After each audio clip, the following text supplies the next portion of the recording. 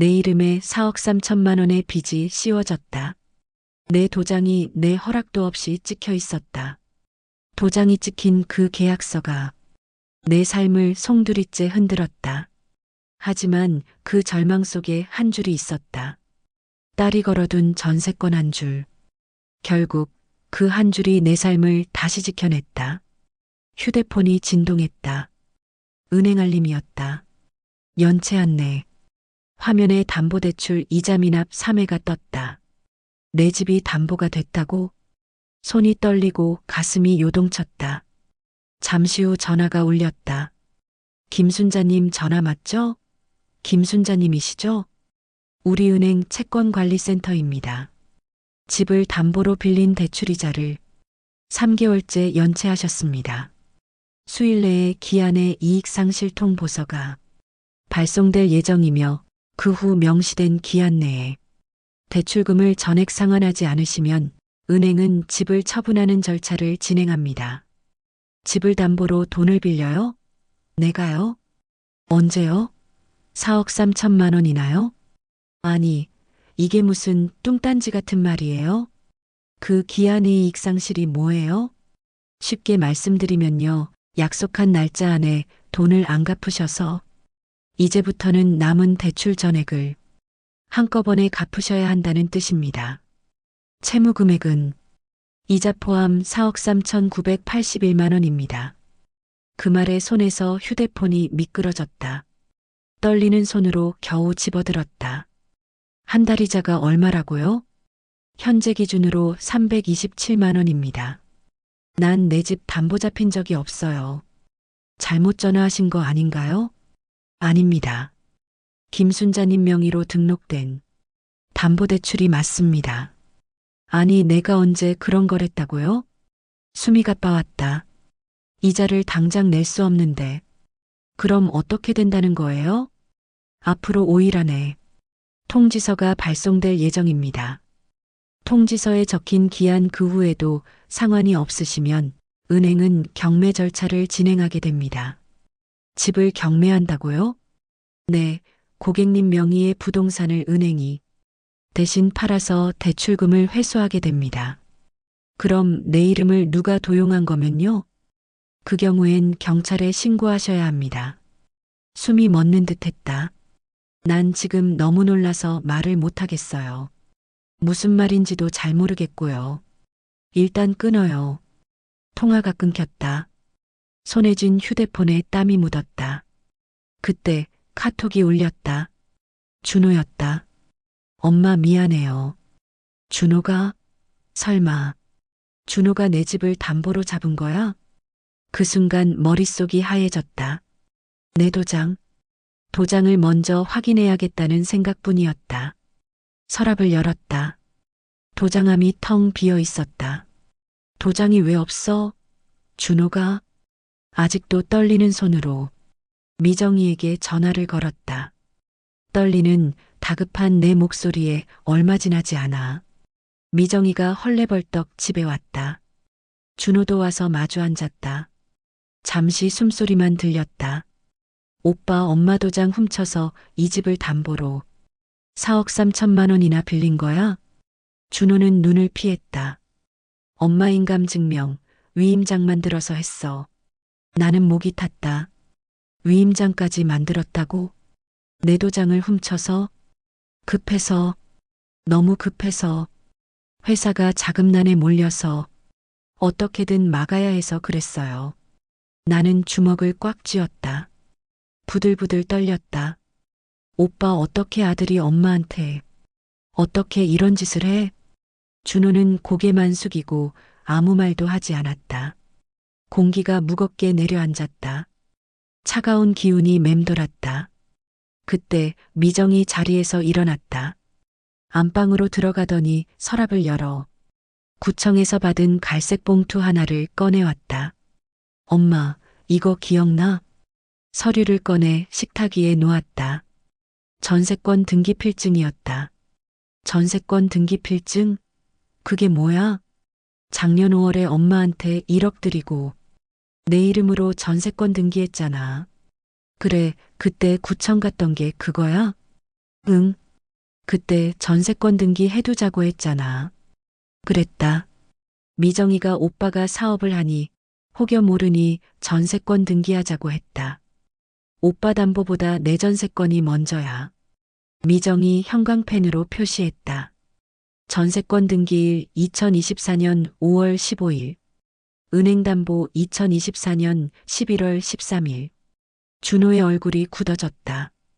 그러면 미정이가 1순위라 전세금 1억은 받을 거예요.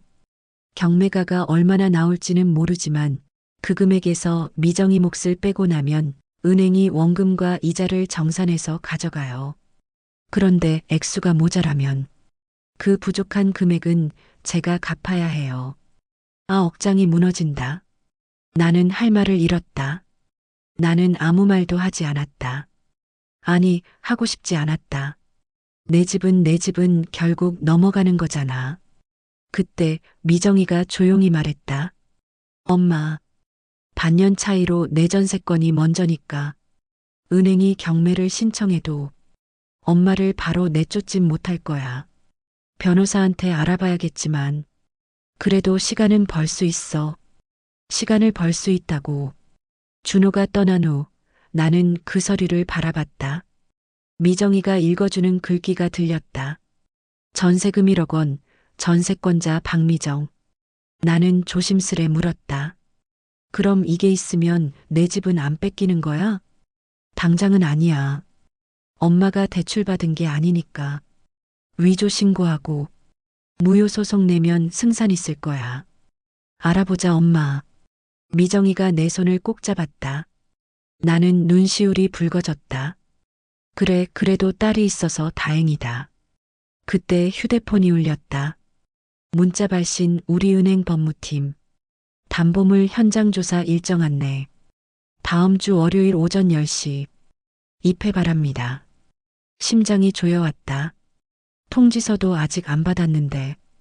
현장 조사? 집으로 온다고? 오늘은 수요일. 나흘 남았다. 벽에 걸린 달력에 떨리는 손으로 적었다. 현장 조사 10시. 창밖이 어두워졌다. 미정이가 돌아간 뒤 늘 그랬듯이 혼자 남았다. 벽에 걸린 남편 사진을 떼어내려 가슴에 꼭 끌어안았다. 뜨거운 눈물이 흘러내렸다. 여보, 신혼 때부터 당신이 고생해서 벌어 한 푼 두 푼 열심히 모아 마련한 이 아파트인데 지금 잃게 생겼어.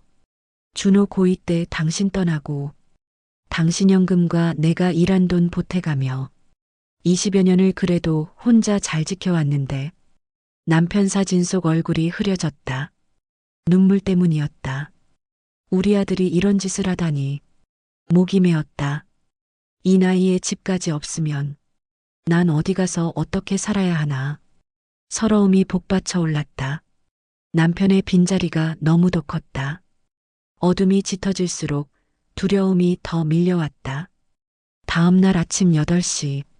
한숨도 못 잤다. 눈을 감으면 4억이라는 숫자가 떠올라 숨이 막혔다. 부엌에서 가습을 켜지는 소리, 주전자가 달그락 끓는 소리가 들렸다. 미정이가 회사에 안 가고 왔구나. 엄마 9시에 은행에 전화하자. 미정이는 회사에 며칠 휴가 내고 왔다고 했다. 나는 고개만 끄덕였다. 입술이 바짝 말라 아무 말도 나오지 않았다. 미정이가 따뜻한 차를 내밀었다. 엄마, 지금부터 진정하고 하나씩 하나씩 알아보고 해결하자. 은행이든 구청이든 우리가 직접 확인해서 경찰서에도 가고 변호사도 만나자. 그 말에 겨우 숨이 쉬어지는 듯 했다. 컵을 두 손으로 감싸쥐었다. 온기가 손끝으로 번졌다. 9시 정각, 미정이가 은행에 전화를 걸었다. 스피커폰을 켜고 직원에게 상황을 설명했다. 직원은 신분증만 지참하고 방문하면 담보대출 서류를 열람할 수 있다고 했다. 가슴이 또 벌렁거렸다. 엄마, 구청부터 들러. 인감증명서 떼서 확인해보자. 구청 민원실은 이미 붐볐다. 번호표 37번을 뽑아 기다렸다. 내 차례가 되어 창구 앞으로 다가갔다. 나는 인감증명서 3통을 달라고 했다. 그 종이를 받는 순간 손이 또 떨렸다. 도장을 가져간 날이 작년 11월 8일이었고 준호가 대출을 받은 건 11월 13일이었다. 인감증명서만 있으면 대출이 되는 거네. 나 혼자 중얼거렸다. 나는 망설이며 직원에게 물었다. 내가 위임도 안 했는데 다른 사람이 내 이름으로 발급받았으면 어떻게 해야 하나요? 직원은 발급 내역을 조회하면 언제 누가 발급했는지 확인할 수 있다고 그 내역을 출력해 주었다. 이걸 경찰서에 신고할 때 제출하면 증거가 될 수 있다고 했다. 박준호 이름이 적혀 있었다. 아, 내 아들 박준호가 했다. 구청문을 나서자 찬바람이 얼굴을 스쳤다. 미정이가 내 어깨를 감싸며 말했다. 엄마, 몸 괜찮아? 어젯밤 잠도 못 잤잖아. 그래, 괜찮아. 어서 은행 가자. 은행에 도착했다. 안내 창구 앞에서 대기표를 뽑았다. 기다리는 동안 미정이는 내 손을 꼭 잡았다. 둘 다 긴장해서인지 손끝이 차가웠다. 날씨가 아직도 매섭다. 바람끝이 마음처럼 차갑다. 순서가 되자 직원이 내게 대출 서류를 주며 서명과 인감을 확인해야 한다고 말했다. 직원은 이어 내 이름과 도장이 찍힌 대출계약서 사본을 내밀었다. 그런데 그 글씨는 내가 쓴 것이 아니었다. 나는 서류를 보다가 떨리는 목소리로 말했다. 이건 내 글씨가 아니에요. 직원은 잠시 멈칫하더니 다른 사람에게 위임한 적이 있는지 물었다. 나는 고개를 저으며 없다고 했다. 그리고 그 기간에는 병원에 입원해 있었다고 말했다. 직원은 잠시 서류를 들여다보다가 말했다. 은행은 제출된 인감증명서와 위임장, 그리고 계약서 서명까지 확인한 뒤 대출을 진행했다고 했다. 직원은 위조이면 경찰에 신고해야 할 것이라고 말했다. 미정이 낮은 목소리로 말했다. 복사본이라도 받아서 가져가자, 엄마. 나는 천천히 고개를 끄덕였다. 가슴이 자꾸 아파왔다. 은행에서 전화 받은 그날 이후로 가슴이 계속 조여오며 통증이 생겼다. 은행 문을 나서며 한 얼굴이 떠올랐다. 만나서 확인해야겠다. 입구 쪽에서 낯익은 얼굴이 보였다. 며느리 수진이었다. 텔레파시라도 통했던가. 어머니. 수진이 얼굴은 창백했고 손에는 노란 봉투가 들려 있었다. 나는 말이 나오지 않았다. 미정이가 앞으로 나서며 말했다. 언니, 여기서 뭐해요? 우리가 여기 있는 거 알고 온 거예요? 수진은 한참 말이 없었다. 이내 봉투를 내 앞에 내밀었다.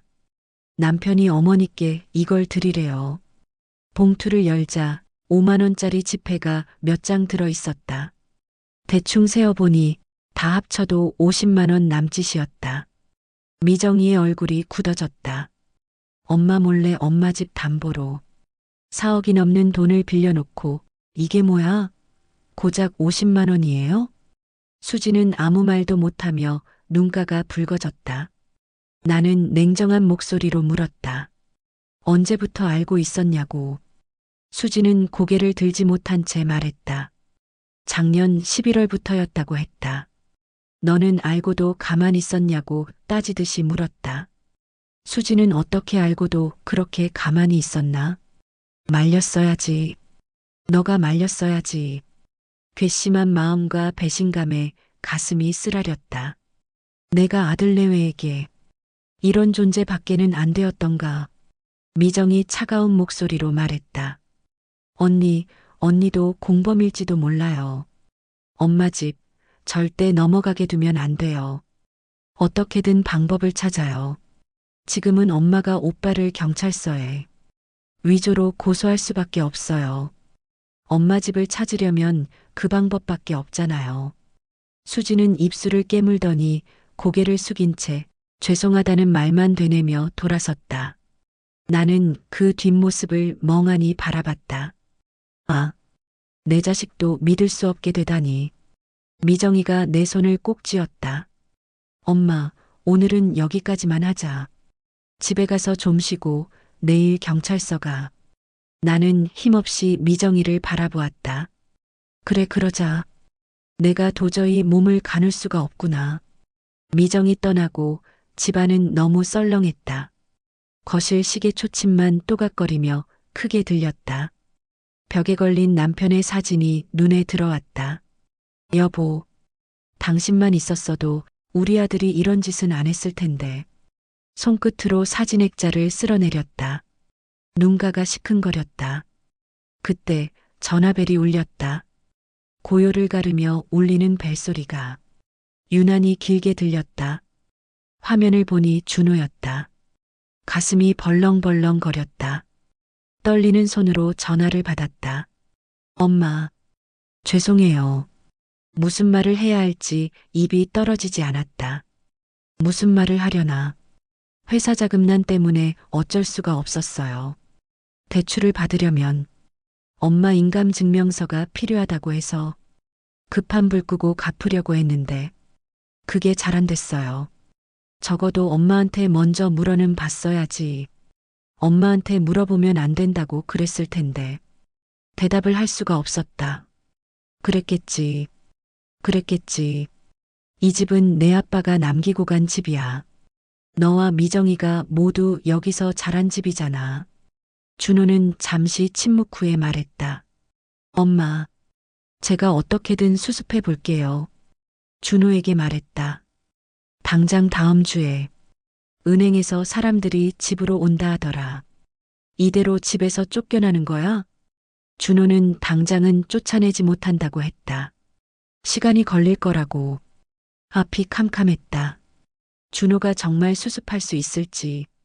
매일 해는 뜨고 밤은 오는데 어둠이 나를 더 힘들게 했다. 나는 그 어둠 속에서 헤어나오지 못할 것 같았다. 잠 못 드는 밤은 왜 그렇게도 긴지. 준호가 전화를 끊으며 남긴 마지막 말. 내가 어떻게든 엄마 집 지킬 수 있게 해볼게요. 그 말이 귓가에 맴돌았다. 정말 그랬으면 대학 졸업식 때 준호가 말했었다. 엄마, 이제 고생하신 것 다 갚아드릴게요. 흐뭇했고 자랑스러웠다. 졸업하자마자 큰 대기업에 들어갔고 초봉도 많았다. 믿음직스러웠다. 어느 날 자기 사업을 한다고 했다. 자신 있어 하는 준호에게 사업에 대해 잘 모르는 내가 무슨 말을 할 수 있었겠는가.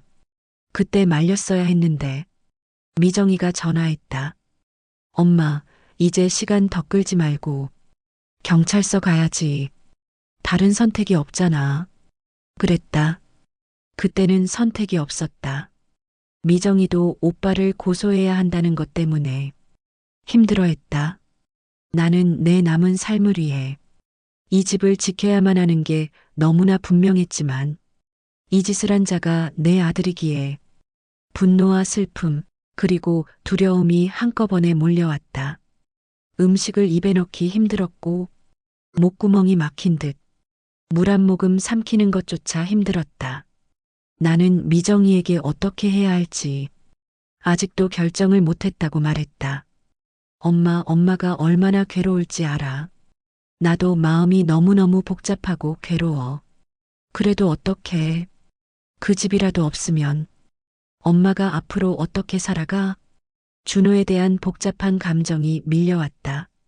내 아들은 이제 어떻게 되는 거야? 감옥에 있을 준호를 떠올리니 가슴이 무너지는 듯 했다. 경찰서 민원실 형사 앞에 앉았다. 피해자인 내 이름과 가해자 이름을 물을 때 금세 말이 나오지 않았다.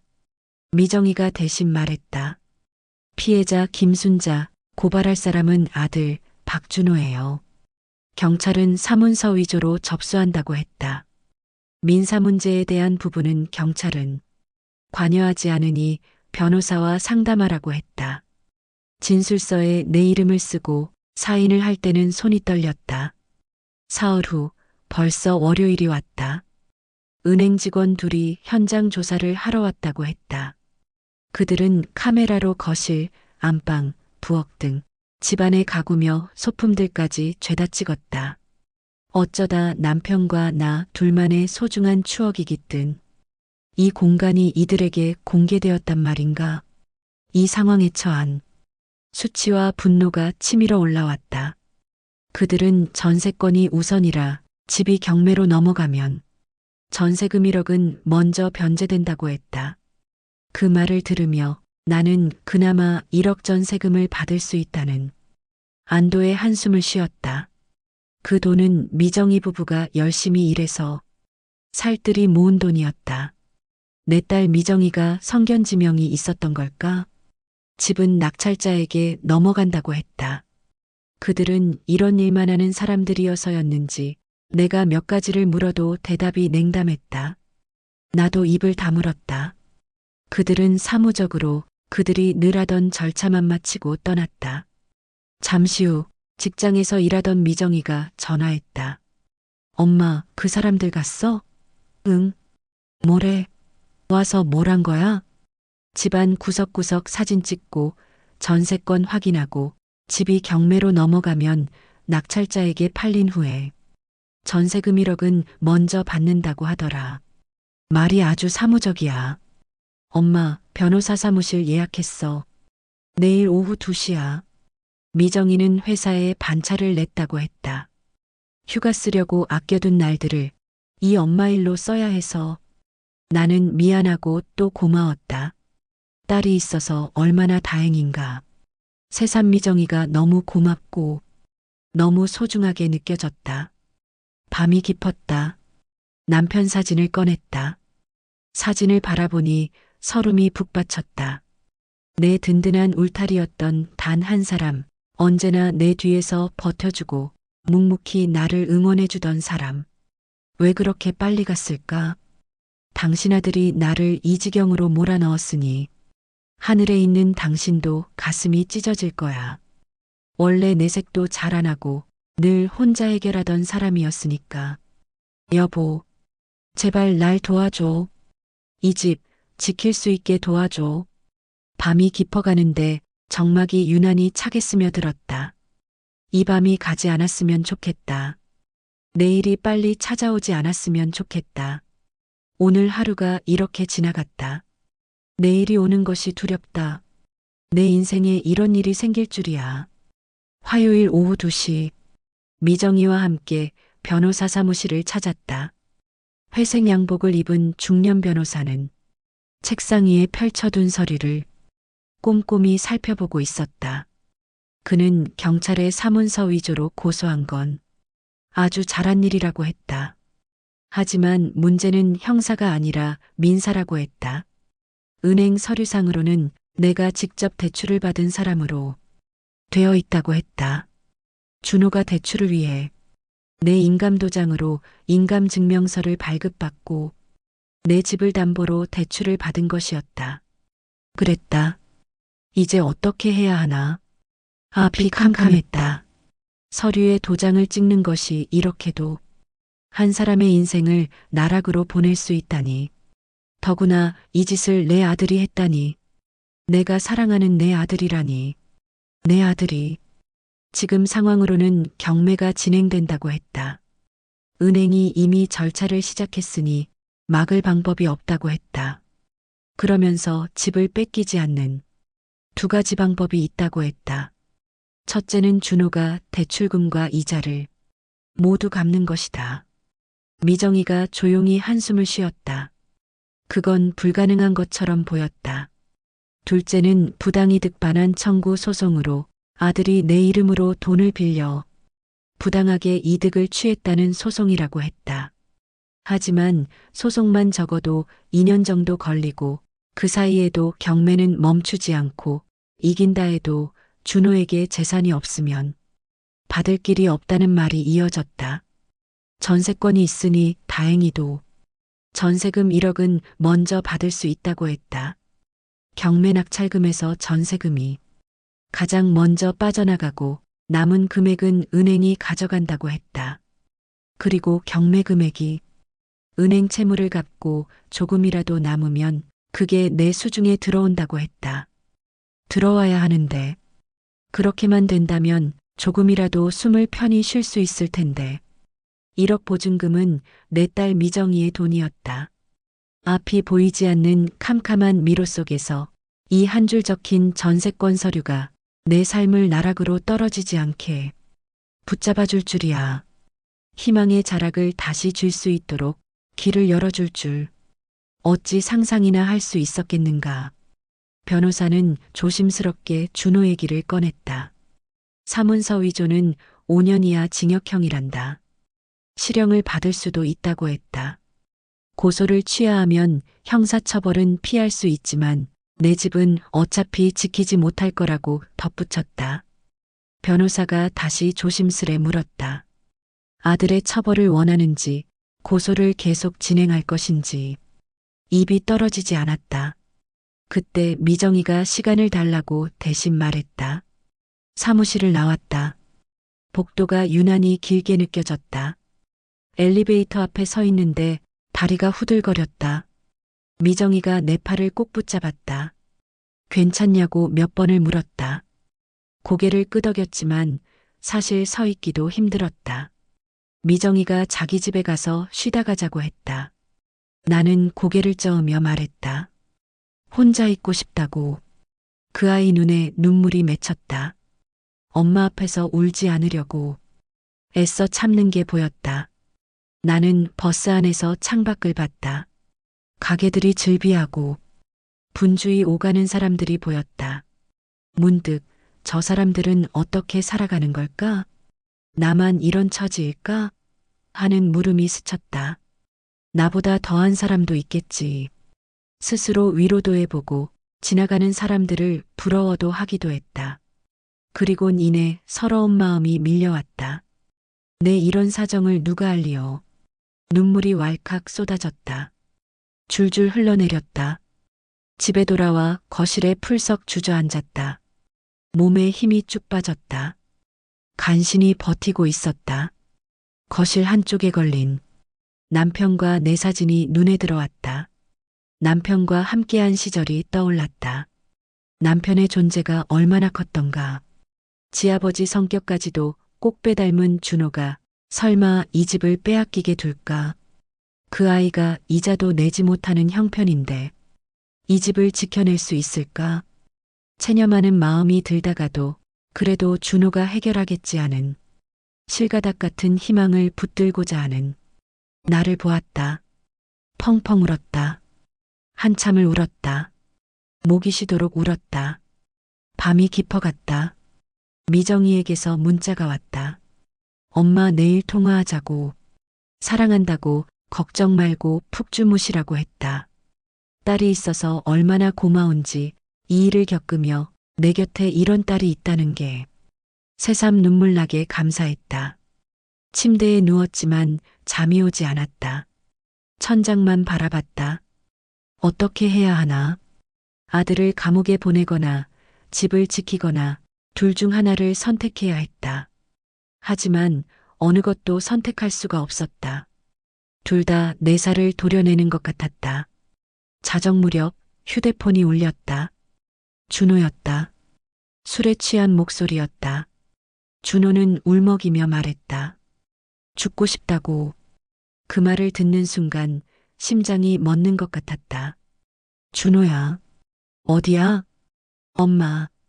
죄송해요. 정말 죄송해요. 전화기 너머로 울음소리가 들렸다. 갑자기 불안이 덮쳐왔다. 지금 어디서 전화하는 거야? 술 마셨어? 엄마.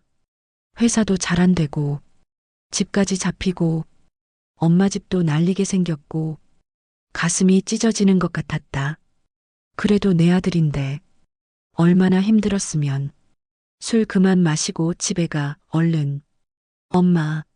나 정말 죽고 싶어. 사는 게 너무 힘들어. 불현듯 준호가 정말 죽으려는 건 아닐까? 그 생각이 확 스쳐갔다. 나는 내 아들이 정말 그럴까봐 두려움이 한순간에 몰려왔다. 준호야, 어떻게든 수습할 수 있을 테니까 일단 진정하고 집에 들어가. 준호는 아무 대답이 없었다. 엄마. 수습하려고 하는데 잘 안 돼요. 그래. 네가 오죽하면 그랬겠니? 알았어. 알았으니 일단 집에 가고 내일 다시 통화하자. 불안했다. 지금은 준호를 달래는 게 급선무였다. 한참을 울던 준호가 전화를 끊었다. 내가 다시 걸었지만 받지 않았다. 불안한 마음에 심장이 쿵쿵 뛰고 심장이 요동을 쳤다. 수진이에게 전화를 걸었다. 준호와 함께 있는지 어디에 있는지 다급하게 물었다. 내가 너무 불안하니까 준호를 빨리 찾아서 집으로 데려가라고 말했다. 혹시라도 나쁜 마음을 먹을까봐 얼른 찾아보라고 했다. 그리고 꼭 연락을 달라고 당부했다. 밤새 수진의 전화를 기다렸다. 밤을 꼬박 새우고 동이틀 무렵에서야 수진이에게서 문자가 왔다. 준호가 죽고 싶다고 하면서 밤새 술을 퍼마셨지만 다행히 자기가 곁에 있었다고 했다. 그제야 조금 안도 있음을 쉴 수 있었다. 준호가 살아있다는 그 사실만으로도 너무나 감사했다. 내 자식이 죽고 싶을 만큼의 아픔을 겪고 있다고 생각하니 내 마음이 찢어졌다. 그래, 살아야지. 이겨내서 잘 살아야지. 아침이 밝아 미정이에게 전화를 걸었다. 미정이도 안도의 한숨을 쉬었다. 그리고 잠시 침묵이 흘렀다. 엄마, 그래도 아직 고소치하지 마. 조금 더 알아보고 천천히 결정해. 나는 준호가 혹여 잘못될까봐 두렵다고 했다. 오전 10시 준호에게서 문자가 왔다. 엄마, 어제는 제가 제정신이 아니었어요. 제가 꼭 해결할게요. 조금만 기다려주세요. 준호가 그래도 해결하겠다고 말하니 조금은 위로가 되었다. 한편으로는 정말 해결할 수 있을까 하는 반신반의한 마음도 들었다. 조금 뒤 미정이가 회사에서 전화를 걸어왔다. 내가 밥이라도 제대로 챙겨 먹었는지 많이 걱정이 되는 모양이다. 그러고 보니 며칠을 제대로 먹지 못했다. 미정이는 식사는 꼭 하라고, 그리고 엄마 건강이 제일 먼저라고 말했다. 퇴근 후에 집에 온다고 했다. 오는 길에 미정이가 따뜻한 곰탕을 사왔다. 서로 말없이 함께 식사를 끝낸 후 미정이가 말했다. 엄마, 오빠 고소 취하할 거야? 내 오빠 감옥 간다고 생각하니 끔찍하다. 고소를 취하해야 내 오빠를 살릴 것 같구나. 내 손으로 아들을 감옥 보내는 엄마는 안 돼야지. 미정이는 한참 동안 아무 말이 없었다. 엄마, 나도 많이 생각을 해봤어. 엄마 집이니 엄마가 결정해. 만약에 엄마가 고소 취하하면 집은 날아가겠지만 그나마 전세금 1억이 나오니까 그 돈으로 작은 아파트나 원룸 정도는 보증금으로 쓸 수 있을 거야. 오빠 말처럼 잘 해결되면 좋겠지만 안 되면 다른 방법을 생각해야지. 그러니 엄마가 며칠 생각해봐. 식사 거르지 말고 잘 드시고 마음 단단히 먹으라고 말한 뒤 집으로 갔다. 미정이의 말이 위로가 된 것일까? 조금은 마음이 안정이 되었다. 준호에게 전화를 하려다 몇 번이나 망설였다. 곧 전화 주겠지. 그때까지 기다리자. 수진이가 전화했다. 준호가 엄마한테 면목이 없어 전화 못하겠다고 했단다. 그래서 대신 자기가 전화했단다.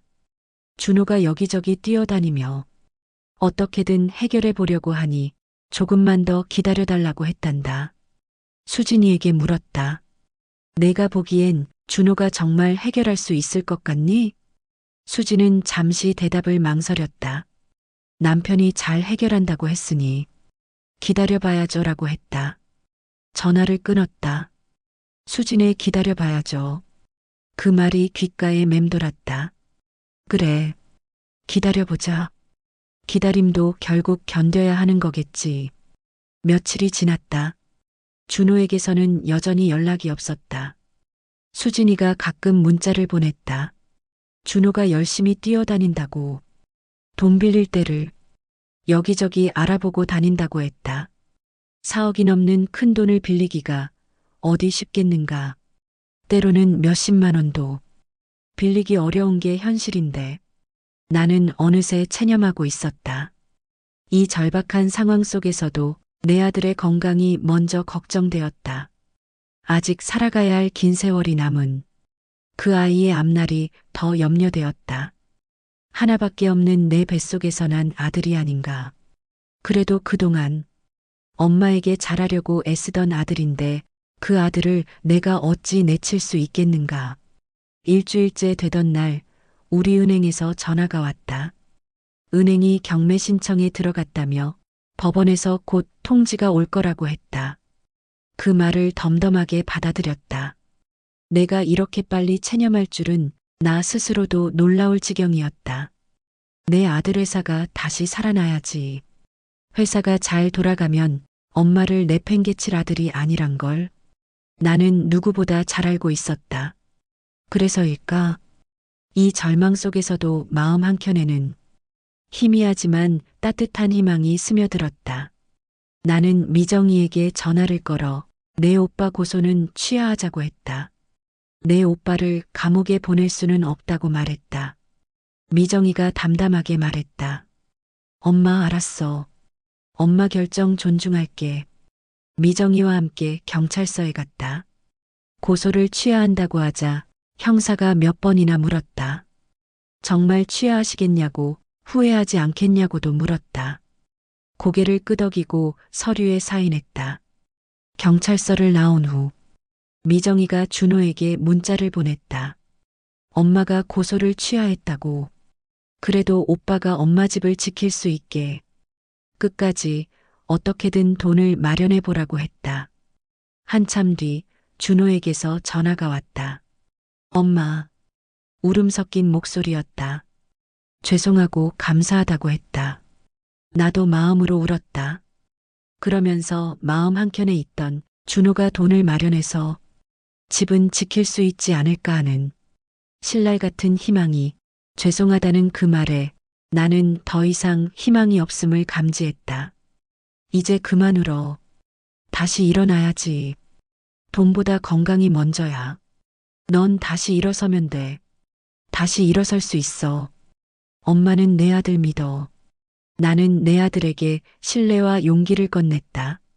그래야 내 아들이 잘 될 거라고 스스로 위로하며 엄마로서 자식을 믿는 그 마음을 아들에게 전해야 자식이 잘 될 거라는 믿음이 있었다.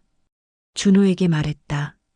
정 안 되면 일단 미정이가 전세 보증금 돌려받는 돈으로 엄마 집 구하는데 보증금으로 된다고 했어. 당분간은 월세라도 얻어서 살 거니까 엄마 걱정은 하지 말고 내가 하루빨리 일어서도록 해. 엄마, 꼭 일어설게요. 나는 준호에게 더 이상 훈계하는 말을 하지 않았다. 그런 말들이 그 아이 귀에 들어가겠는가? 이 일을 겪으며 심성이 여리고 여린 내 아들이 이 엄마의 고통을 충분히 함께 느끼며 아파하고 있었을 테니까. 엄마, 제가 반드시 일어설게요. 그래, 너는 할 수 있어. 엄마는 내 아들 믿어. 그리고 전화를 끊었다. 한 달 후 법원에서 경매 공고가 났다. 2달 뒤 입찰이 진행된다고 했다. 경매는 결국 진행되었다. 2번의 유찰 끝에 집은 4억 5,900만 원에 낙찰되었다. 미정이의 전세금 1억 원이 먼저 빠지고 남은 금액은 모두 은행으로 들어갔다. 대출원금과 연체된 이자 그리고 경매 절차 동안 불어난 금액을 모두 제하고 나니 결국 9,800만 원의 부족액이 남았다. 그건 준호가 감당해야 할 몫이었다. 그 모든 절차가 끝나고 나서야 비로소 뼈저리게 경험하였다.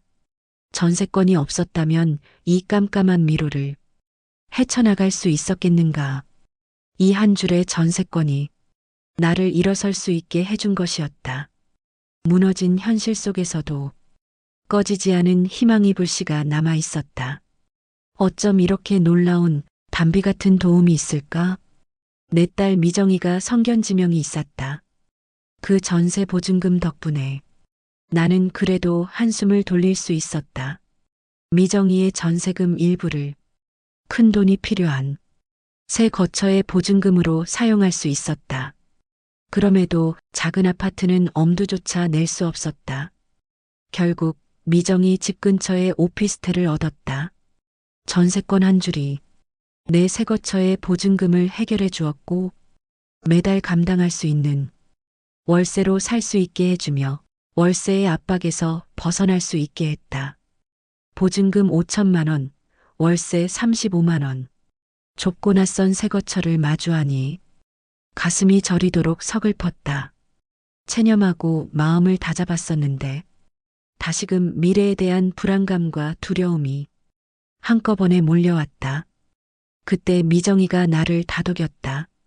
엄마, 작은 공간이지만 곧 익숙해질 거야. 우리는 늘 엄마 곁에 있어. 오빠도 머지않아 다시 일어설 거야. 희망을 가지자. 힘내 엄마. 나는 입술을 꽉 깨물었다. 내 아들 준호가 다시 일어서리라는 믿음으로 나도 새 출발을 해야 했다. 이사날 미정이 부부가 와서 도왔다. 짐은 많지 않았다. 간소하게 살아오다 보니 결혼할 때 들인 가구 외에는 딱히 새로 산 것이 없었다. 준호가 몇 년 전 엄마 생일이라고 새 TV와 세탁기를 사주었다. 그래도 세월이 쌓이다 보니 구석구석 쟁여둔 물건이 참 많았다. 오래된 것은 웬만하면 다 버렸다. 자의반 타의반으로 옷장도 정리하며 입지도 않으면서 아까워만 하던 옷들을 이젠 나눠야 할 때가 온 것이다. 집안 물건을 정리하다가 지나온 날들의 추억이 불쑥불쑥 떠올랐다. 그리움이 물밀듯이 밀려왔다. 그리움도 기다림이리라. 거실에 놓인 남편 사진을 마지막으로 챙겼다. 여보, 나 이제 당신과 함께한 세월을 보낸 이 집 떠나야 해. 미안해. 그래도 당신은 알지? 나 잘했다고 말해줄 거지? 당신 아들 준호 용서한 나 안아줄 거지? 여보, 당신 아들 잘되게 하늘에서라도 꼭 지켜줘. 눈물이 왈칵 쏟아졌다. 얼른 방으로 들어가 울었다. 미정이 내외 앞에서 더 이상 우는 모습을 보이고 싶지 않았다. 문을 나서며 집을 뒤돌아봤다. 오랜 세월 살아온 집, 남편과 함께한 소중한 추억이 곳곳에 배어 있었다. 준호와 미정이가 자라던 그 모든 추억이 담긴 곳, 이제 이 집을 떠나게 되었다. 미련 없이 떠나자고 마음을 다잡았다. 새 보금자리에 왔다. 작으면 어때? 청소할 때도 적으니 좋네. 나 스스로를 다독이며 위로했다. 미정이가 하루 전 싱글 침대와 작은 식탁을 들여놓고 슈퍼에서 장도 봐두었다. 그래, 내가 자식 농사 헛되게 한 것 아니라는 감사하는 마음이 들었다. 참 고맙다. 내 딸이 이렇게 엄마를 챙기다니. 이사하던 날 준호는 나타나지 않았다. 대신 수진이가 와서 이사를 도왔다. 미정이가 말했다. 엄마, 여긴 작지만 깨끗해서 지내기에 불편하진 않을 거야. 이제 집이 가까우니까 자주 올게. 미정아, 고맙다. 뭐가 고마워. 자식으로 당연하지. 짐을 모두 드리고 수진이도 미정이 부부도 돌아가고 나만 이 작은 거처에 남았다. 낯선 작은 공간, 낯선 동네. 그래도 미정이가 가까이 살아. 그나마 마음이 놓였다. 이제 이 환경에, 이 공간에 적응해야 한다. 창밖을 보니 저녁 노을이 참 곱다. 내 나이 68. 100세 시대라니까. 나는 아직은 젊은 편에 속하지 않은가. 아직까지는 건강검진에서 건강하게 나오니 이 얼마나 감사한가. 그래, 아직 할 수 있는 일이 있을 거야. 움직여야지. 느리더라도 하나씩 열매 맺는 삶을 살리라 다짐했다. 남편 사진을 벽에 걸며 속삭였다. 여보, 나 여기서 새로 시작해. 미정이가 가까운 거리에 있어 안심이 돼. 날 지켜줘. 그리고 준호와 미정이도. 휴대폰이 울렸다. 준호였다. 이사 못 도와드려 죄송해요. 저 다시 일어나서 엄마에게 효도할게요. 나는 준호에게 엄마 걱정 말라고 다시 말했다. 그리고 넌 할 수 있다고 했다. 우여곡절 없는 인생이 어디 있겠는가? 준호도 이 모든 시련을 겪으며 더 알찬 삶을 살아갈 거라 믿는다. 나도 마찬가지다. 전세권 한 줄로 그나마 내 삶이 구렁텅이에 빠지지 않았으니 이 얼마나 감사한 일인가. 다시 시작할 수 있다. 준호도 나도. 오늘 해가 떴다. 그리고 내일도 변함없이 뜰 것이다. 68에 내 삶이 주마등처럼 스쳤다.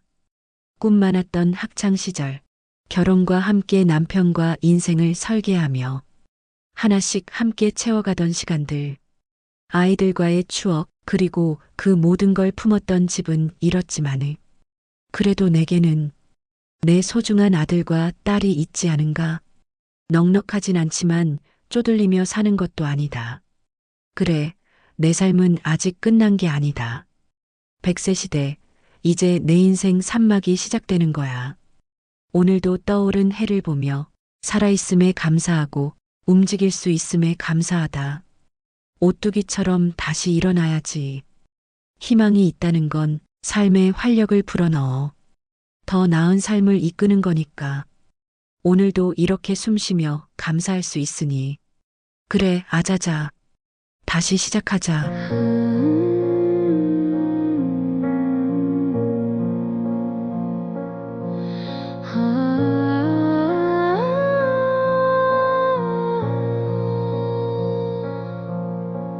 When the night feels heavy and the world feels cold, close your eyes and listen, let my voice unfold. You've been holding silence